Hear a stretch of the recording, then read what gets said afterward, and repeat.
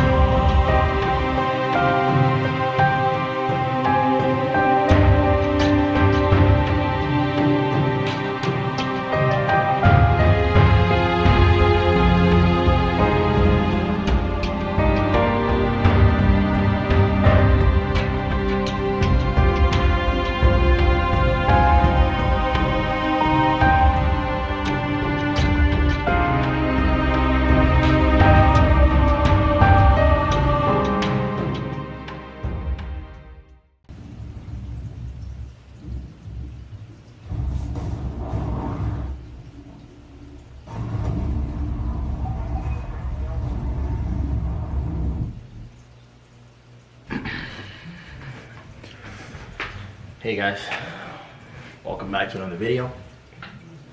Today we're going to be talking about my week with an iPhone. So, you know, I normally rock this. This is my bread and butter here, my daily driver. Galaxy gang, you know the vibes. Patches on the sweater, So, for me, using an iPhone has never really been a thought. It's never been anything that I've even like remotely considered. But a lot of my friends have been telling me, try it out, maybe you'll like it. The maybe I like it part is definitely not gonna happen, but I was willing to try it out. So I got an iPhone 11 for a week. And this is kind of like the things I like, the things I didn't like, what I think iPhone does really well now that I was able to use it as my sole daily driver for a complete week, and what I thought iPhone didn't do pretty well, and what I really missed this flashy boy for. For me, some of the things that I had like previously thought about iPhones and stuff that based on other people's reviews and the things they had to say, and my limited handheld knowledge with an iPhone, let's go over some of those. So the first thing was the vibration motor, or as Apple calls it, the Taptic engine. Apple has always been a class leader in their vibration motor because it's not really a true motor. It's an engine in the way that it moves. Most motors are circular. Apple's Taptic engine is a rectangle, and it's always delivered a more full feel when it's vibrating in your pocket. It kind of sounds and feels a little more premium. Gesture navigation, for sure, Apple was class leader on that, and that's just because they've always had that one button on the bottom. For Android 10 and Samsung's One UI, you know, they've really come into the idea of appreciating gesture navigation, and now we're also swiping around on, you know, sliding on the bottom and swiping from left to right to do back, and going up from the bottom to bring up multi-windows. Something that previously, you know, required physical buttons or, you know, touch capacitive buttons on the bottom. Apple's normally slacked on battery performance, but I was blown away by what this iPhone 11 was able to achieve. Well, we'll talk more about that later. And that mute switch, it's unmatched in the entire industry. Having a mute switch is like, I can't even find the word for it, how crucial and important having a mute switch is. Face ID, we gotta talk about Face ID. Like, I'm using an ultrasonic scanner built into my screen kind of thing, and I'm using a non-mobile payment secure facial unlock just for convenience sake. But man, do I have to say how much I appreciate Face ID. It's a whole new level. Like, By the time my phone is up in front of my face, it's unlocked. The only thing that I appreciate my Note 10 Plus for, that I just, you know, the iPhone's just not gonna win in its current capacity, is the ability to choose. For the iPhone, it's like Face ID or put in that 6-digit number. Like, there's really no other options.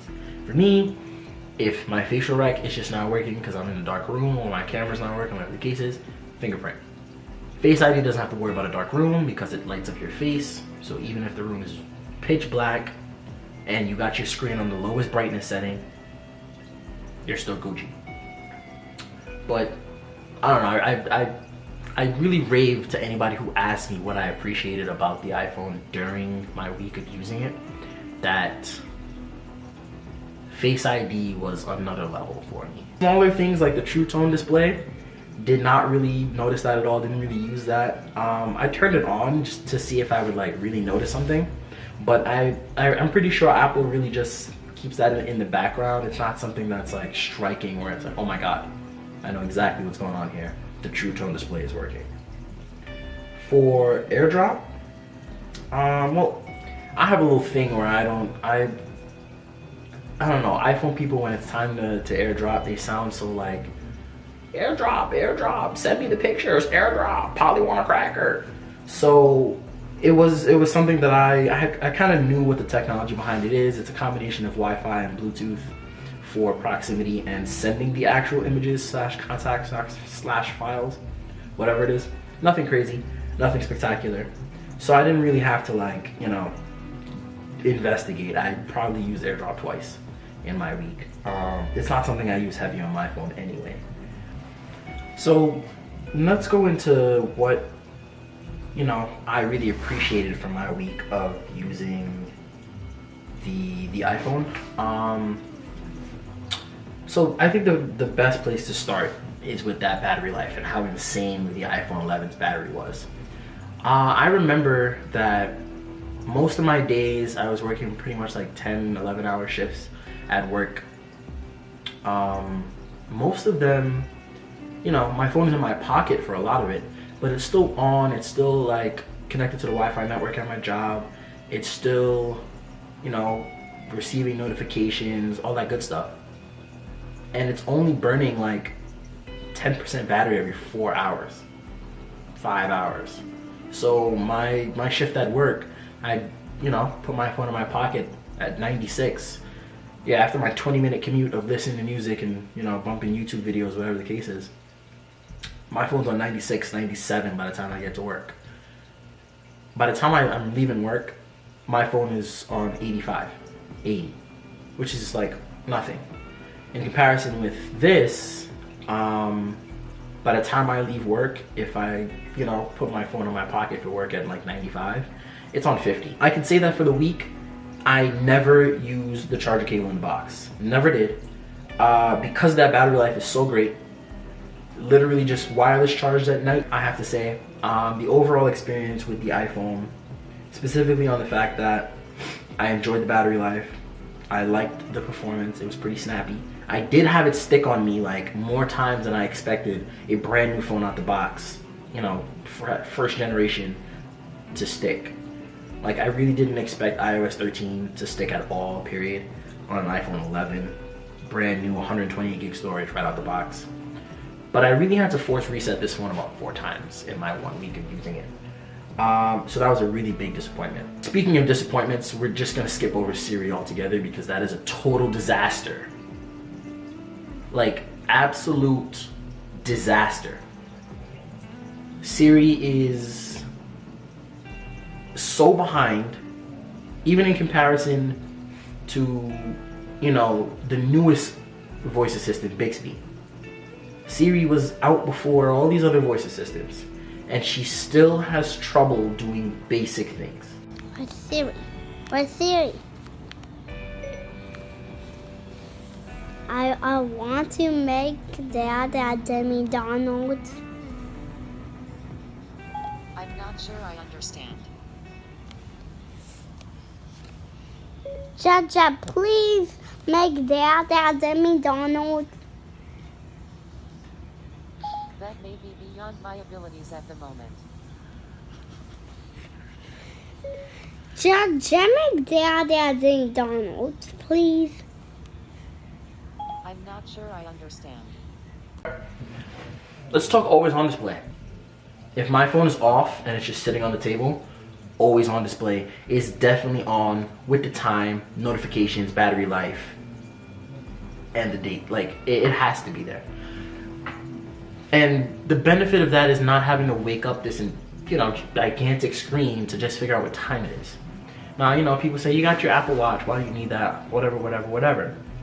But I'm looking at the phone and just the phone here.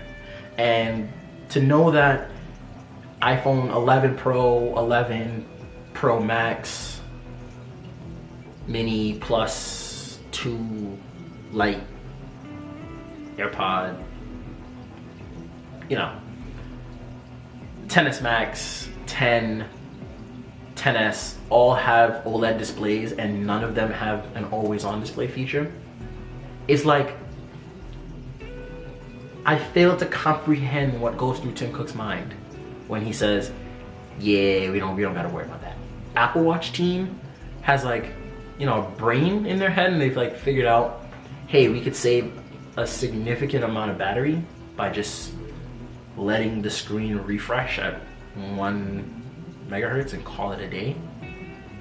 But I don't think anybody else is really getting that at Apple. I think beyond that, the iPhone is really a comprehensive device. Cohesive?